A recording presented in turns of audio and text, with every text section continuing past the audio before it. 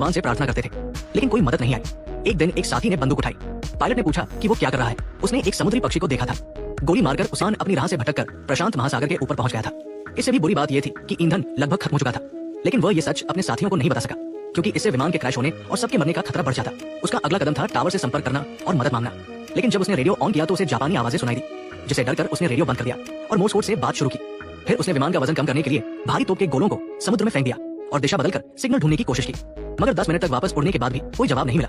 ईंधन खत्म होने वाला था, तो उसने अपने 2 साथियों को प्रशांत महासागर में आपात लैंडिंग की तैयारी करने को कहा। साथियों ने फौरन सामान समेटना शुरू कर दिया। आखिरकार विमान समुद्र की सतह पर सुरक्षित उतर गया, लेकिन तेज धक्के से केबिन टूट गया और जल्द ही विमान डूबने वाला था। संकट के समय में पायलट ने विमान से उतरकर रबर की नाव खोली और साथियों को मदद के लिए बुलाया, लेकिन पीछे मुड़ते ही उसने देखा कि विमान समुद्र में डूब चुका था। अच्छी बात यह रही कि आखिरी पल में साथियों ने सीट बेल्ट खोलकर अपनी जान बचा ली। समुद्र की सतह पर पहुंचकर तीनों ने नाव को पलटा, लेकिन नाव इतनी छोटी थी कि वे सिर्फ सीधे खड़े होकर एक दूसरे से चिपक सकते थे। उन्हें नहीं पता था कि आगे क्या मुश्किलें आने वाली थी। रात की ठंडी हवा और भीगने से तीनों बड़े बड़े मर्द कांपने लगे और ठंड से बचने के लिए अपनी बाहों को कसकर पकड़ लिया। सौभाग्य से वे सुबह तक बच गए और हैरानी की बात यह थी कि उन्हें सर्दी भी नहीं लगी। सुबह उठकर वे खेलने लगे, ये सोचकर कि जल्द ही कोई उनकी मदद के लिए आएगा। लेकिन पायलट उदास था, क्योंकि उसे पता था कि इस विशाल प्रशांत महासागर में खतरे हर तरफ थे और उनके पास न पानी था न खाना। दोपहर तक सूरज की गर्मी ने उन्हें प्यास से तड़पा दिया। मजबूरी में उन्होंने कपड़े उतारकर सूरज से बचने की कोशिश की, लेकिन एक लड़के ने हिम्मत दिखाई। उसने न सूरज से बचाव किया और नहीं मछली पकड़ने के हुक से नजर हटाई। जब मछली नहीं फंसी तो गुस्से में उसने कपड़े उतारे और समुद्र में कूद गया। दूसरा साथी भी ठंडक के लिए कूदना चाहता था, लेकिन पायलट ने उसे रोक दिया। उसने कहा कि प्रशांत महासागर में सुरक्षित रहने के लिए नाव पर 2 लोग जरूरी हैं। ये सुनकर कूदने वाला लड़का डर गया और पूरी ताकत से वापस तैर आया। पायलट ने सबको नाव के किनारे से दूर रहने को कहा, ताकि नीचे की शार्क उन्हें न देखे। फिर वे 3 दिन तक समुद्र में भटकते रहे बिना पानी के। तजुर्बेकार पायलट से ये बर्दाश्त नहीं हुआ और उसने अपने जूते में समुद्र का पानी भरकर लिया। अगली सुबह उसका मन ठीक था, लेकिन साथियों की हालत बिगड़ने लगी। उन्हें भ्रम होने लगा और वे समुद्र के पानी को मिनरल वाटर समझकर पीने लगे। पायलट ने उन्हें रोक लिया।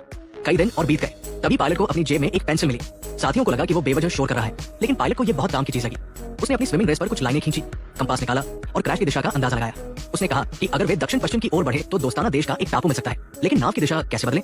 पायलट ने तरकीब निकाली। उसने तार से लाइफ जैकेट को खुला किया और उसे नाव के पीछे डाल दिया। इससे नाव की दिशा बदलने का तरीका बन गया। इससे सबको उम्मीद जगी कि कुछ दिनों में वे बच जाएंगे। अगले वे दिन रात नाव की दिशा संभालते रहे। उनकी जीने की चाहत को ऊपर वाले ने सुना और उस रात जोरदार बारिश हुई। उन्होंने नाव पर हर चीज से पानी इकट्ठा किया और जान बचाने वाला पानी पी लिया। बारिश से अगले दिन उनकी ताकत थोड़ी लौटी, लेकिन कई दिन से खाना न मिलने से वे इस विशाल समुद्र में कितना और टिक पाते। 5 दिन तक प्रशांत महासागर में भटकने के बाद एक लड़के ने चाकू से नाव पर वार करना शुरू कर दिया। पायलट को लगा वो पागल हो गया है, लेकिन लड़के ने कहा कि समुद्र में कुछ है।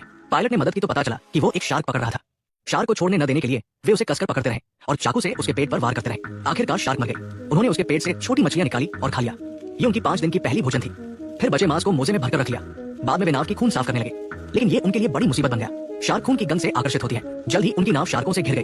पायलट ने साथियों को किनारे से दूर रहने को कहा, वरना शार्क हमला कर सकती थी।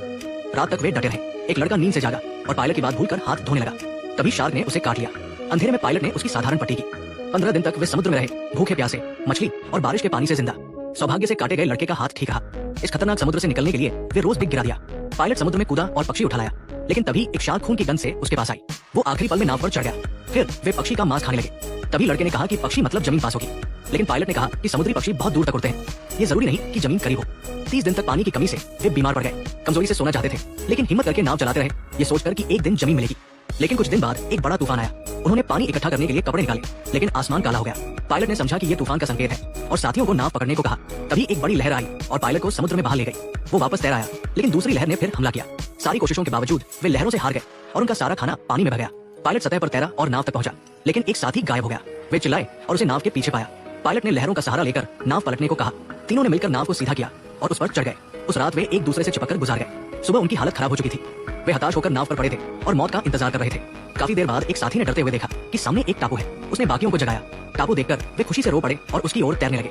34 दिन तक 1600 किलोमीटर से ज्यादा प्रशांत महासागर